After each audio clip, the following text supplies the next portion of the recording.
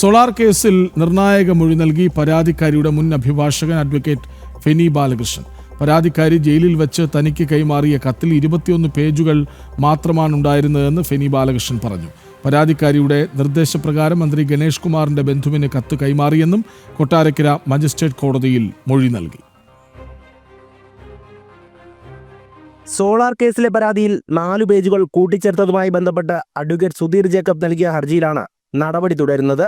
നേരത്തെ മന്ത്രി കെ.ബി. ഗണേഷ് കുമാറിന്റെ മുൻ പേഴ്സണൽ സ്റ്റാഫ് അംഗമായിരുന്ന സുധീർ മലയിൽ ഗണേഷ് കുമാറിനെതിരെ കോടതിയിൽ മൊഴി നൽകിയിരുന്നു. പിന്നാലെയാണ് പരാതിക്കാരിയുടെ മുൻ അഭിഭാഷകനായ ഫെനി ബാലകൃഷ്ണനും കൊട്ടാരക്കര മജിസ്ട്രേറ്റ് കോടതിയിലെത്തി മൊഴി നൽകിയത്. പരാതിക്കാരി പത്തനംതിട്ടയിലെ ജയിലിൽ നിന്ന് തനിക്ക് കൈമാറിയ കത്തിൽ ഉണ്ടായിരുന്നത് 21 പേജുകളാണ്. പരാതിക്കാരിയുടെ തന്നെ നിർദ്ദേശപ്രകാരം കത്ത് മന്ത്രി ഗണേഷ് കുമാറിന്റെ ബന്ധുവിന് കൈമാറിയതായി ഫെനി ബാലകൃഷ്ണൻ മൊഴി നൽകി. ജയിലിൽ നിന്നും കത്ത് കൈപ്പറ്റിയ തന്നെ ഗണേഷ് കുമാറിന്റെ PA പ്രദീപ് തിരുവനന്തപുരത്തേക്ക് കൊണ്ടുപോയതായും പരാതിയിൽ ഗൂഢാലോചന ഉണ്ടെന്നും ഫെനി ബാലകൃഷ്ണൻ പറയുന്നു. കോടതിയിൽ ഹാജരായി. ഞാനിവിടെ പറഞ്ഞെന്ന് പറഞ്ഞാൽ എനിക്ക് പത്തനംതിട്ട ജയിലിൽ വെച്ച് 19/7/2013 ഈ കേസിലെ 1-ാം പ്രതിയായ എനിക്ക് 21 പേജുള്ള ഒരു ഡ്രാഫ്റ്റാണ് എൻ്റെ തന്നത്.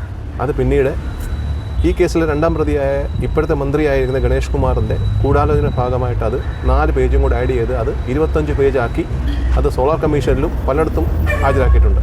അതിനെക്കുറിച്ചുള്ളൊരു മൊഴി, വിശദമായിട്ടുള്ള മൊഴിയാണ് ഞാനിവിടെ കോടതി മുമ്പാകെ പറഞ്ഞിരിക്കുന്നത്. ഇതിനകത്ത് ഗൂഢാലോചനയാണെന്നുള്ള കാര്യം വളരെ വ്യക്തമാണ്. എന്താണെന്ന് വെച്ചാൽ ഞാൻ റെസിപ്റ്റ് വാങ്ങിച്ചിട്ടാണ് ആ 21 പേജുള്ള ഒരു കത്ത് ഞാനത് വാങ്ങിച്ചെടുത്തത്. അതിനുശേഷം അത് തിരുത്തി 4 പേജും കൂടെ ആക്കി അത് സോളാർ കമ്മീഷനിൽ ഹാജരാക്കി അതിൻ്റെ മേലിലുള്ള കാര്യങ്ങളാണ് ഇപ്പോൾ നടക്കുന്നത്. മൊഴി നൽകിയതിൽ കൂടുതൽ തെളിവുകൾ കോടതി ഫെനിയോട് ആവശ്യപ്പെട്ടിട്ടുണ്ട്.